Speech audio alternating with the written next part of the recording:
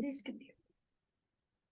Hello, everybody. It is Therese and the wonderful performance coach, Bobby Fernandez, here to talk about umbrella policies. How exciting.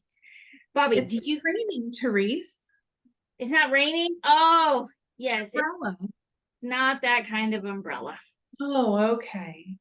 So you have to think of an umbrella policy as an upside down umbrella with your auto policy here and your home policy here. And when you exhaust the liability of those policies, then it funnels down and the umbrella catches it. I love that analogy. That's Yeah. great. So I actually have it drawn out on Canva. I recently drew it out because everybody keeps saying stuff about umbrellas. And I'm like, just think of it as an upside down umbrella. So it doesn't protect you from the rain. It actually protects you from the liability.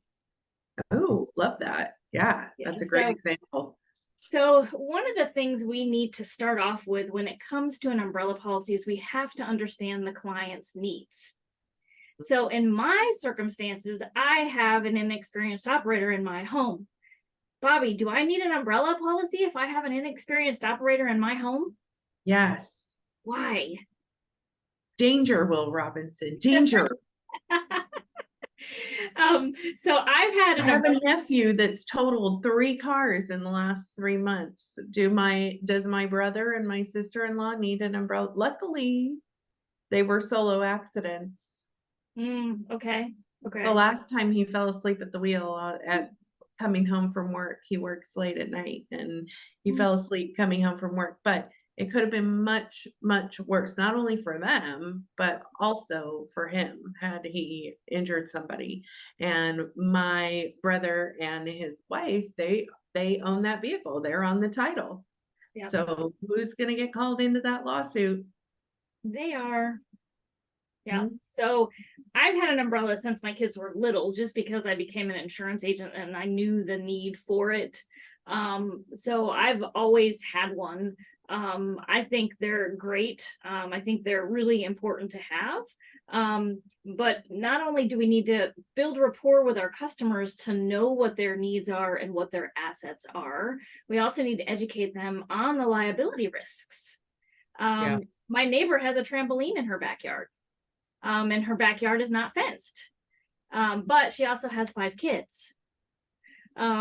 So, we have to educate on the risks and the probability and the possibility of risks happening. But we also have to understand the client's needs. And we will have to explain the liability risks enough, educating them enough for them to understand exactly what the umbrella does and why they need it. And there are coverage gaps out there that we want to look at that an umbrella could cover, things like libel and slander, especially times right now with social media and how everybody's writing everything and not thinking about the things they're writing. With all the political, parties and all the elections that are going on out there, a lot of defamation. So your homeowner's policy may not cover that kind of thing. And if you have an umbrella, it's a possibility that that umbrella could pick up on those gaps.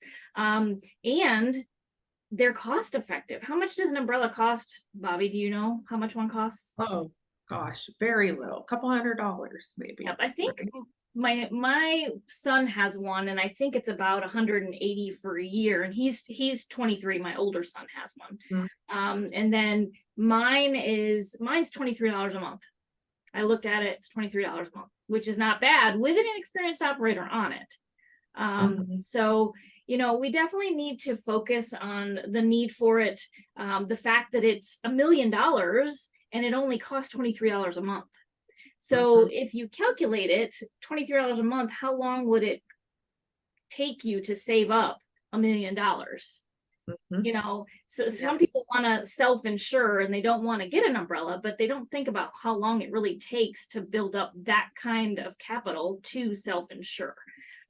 So umbrella policies are just really great, a great product. They're great to have. They're also tailorable, so you can tailor them to your specific needs depending on the situation. it depends, which carriers you're working with. Sometimes some carriers will only do a $2 million umbrella. Sometimes some will go up to 5. But then if you need something higher than that, you can always go to an excess or surplus line and get a higher umbrella that would cover. But you also have to think about the liability limits of your base policies.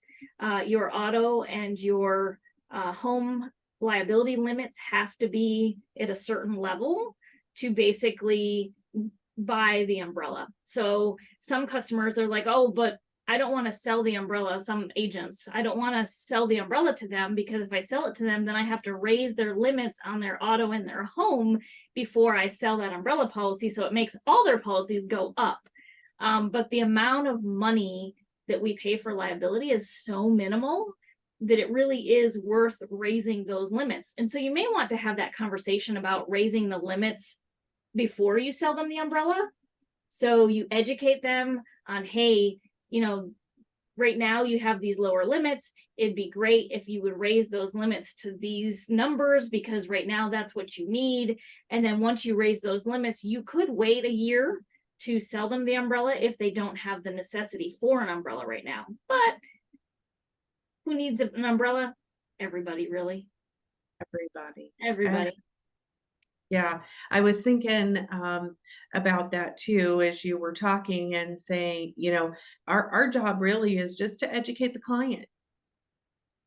Yeah. We just need to educate the client. It's not even about selling the umbrella. My job is to educate that client because, they could be like yourself. You donate a lot of time within your community, and you do things within your community. People sit on boards and they do different things that they think, I'm doing these things out of the goodness of my heart, but they don't realize that they are exposing themselves in a lot of ways. And so we want to make sure that they have that protection.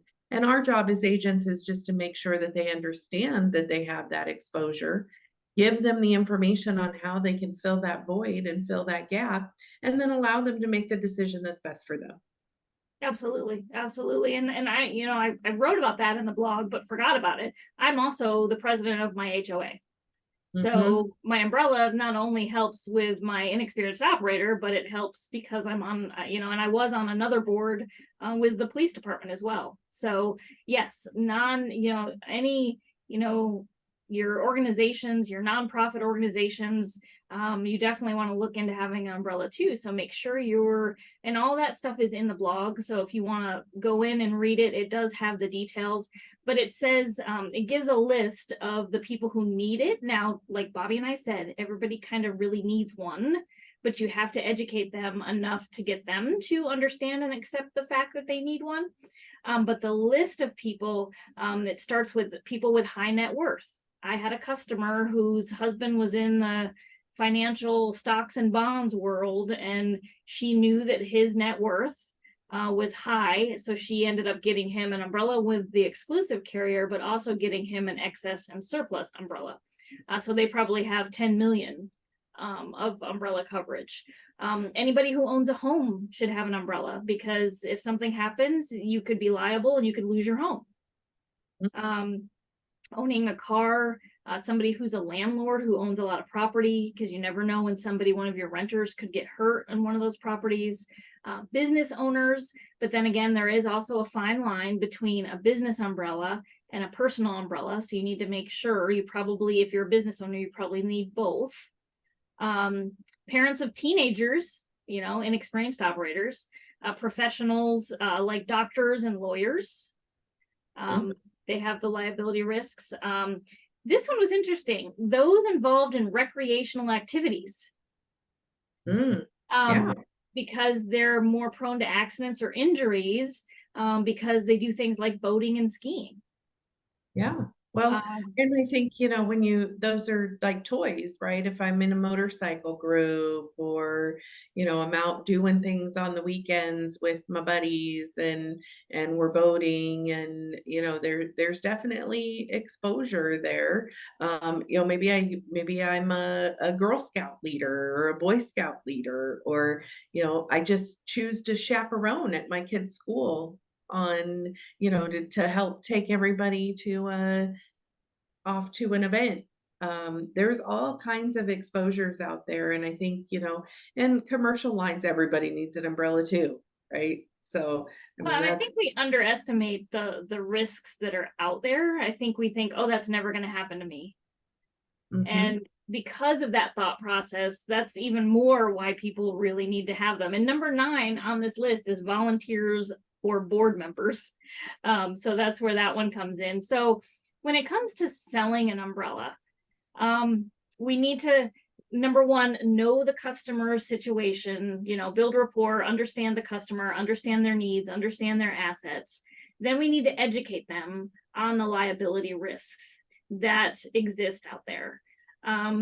There's so many, it's hard to kind of list them out, but we've already said a lot of them, you know, in a board, you know, any kind of accident out there, somebody getting hurt in a rental property. People don't think about, you know, when they put out Christmas lights and their extension cord goes over the sidewalk. Mhm. So when I've been at events and I've seen extension cords like that, I'll go get duct tape and cover it up because, you know, that insurance agent in me is like, ooh. The trampoline that my neighbor has, the day they put it up, Christmas Day, I went to my little storage unit, got out stakes, walked over there with all the stakes in my hand and the hammer and said, hi, I'm going to stake in your trampoline right now. And she helped me stake it in, but thank goodness we did, because there have been windstorms that would have blown that trampoline into my house. Yeah. So, you know, those of us who think like insurance agents, we understand how an umbrella works. We just need to make sure that we can relay that information well enough over to a client to get them to understand that they need an umbrella as well. So what are your Well, and like final you thoughts on that? said, yeah, like you said, it's all about understanding the client, understanding their needs, understanding what exposures they have, and then having those great sticky stories to pull that back in and help them understand that. We want to make sure that, you know, don't just have one umbrella story in your toolkit, like this is why, but have multiple, because you don't know what's going to resonate with that client, right? There might be a reason where they're like, well, that's not even relevant to me. So you have to have those stories that are relevant to your client so that they understand and they can see how they have that exposure, not just how someone else might have that exposure. So, you know, I think that there are a lot of reasons that people just don't understand, because what they hear is it's going to cost me more money. Right. Right. And I have 2 examples. One of them was one of my clients' daughter had a friend over for a sleepover, and the Mm, friend broke her arm while she was at the sleepover. And the parents sued them, saying that it was their fault that she broke her arm. The umbrella paid for the legal defense, and they proved that the child had actually done something. She was fooling around, and that's why she broke her arm. It had nothing to do with any liability that those parents had in the home. mm, That's number 1. Number 2 is I had a friend who had a foster child who got their driver's license, was driving alone and hit a pedestrian, and unfortunately the pedestrian died. And she got sued, and they took everything she owned. She did not have an umbrella. Everything. Her house, her cars, every asset that she had was taken. Pretty much left her homeless. So you need to think about, you know, the unexpected things that we don't want to think about could always happen. So it's better to spend that $23 a month for an umbrella policy than have all of your assets taken away, everything that you've worked hard for. So if you've worked hard for what you have, and what your clients, if your clients have worked hard for what they have, we need to, you know, provide them, hey, this is a great policy for you to have. At least we need to educate them and talk to them about it, so they know. And we need to document it. If they say, no, I don't want that, I don't want that extra cost, we have to document it and say, I offered them an umbrella and they declined. But right. that doesn't mean you stop asking. Next time they come in, or a year from now, you know, just because they say no right now doesn't mean no forever. So keep asking, keep cross-selling, keep trying to sell those policies that those customers need. We know we can customize those policies for our customers. We know they need it. So get out there and sell it. So this month, We have some great stuff. January 2024, you may be watching it later, so I'll just say what month it is. We have some great stuff about cross-selling umbrellas and life insurance. So get out there, check out those blogs. You can find them at agencyperformancepartners.com. Check us out. We are here to help, and thank you so much for joining us for our blog banter about selling umbrella policies. Thank you. See you soon.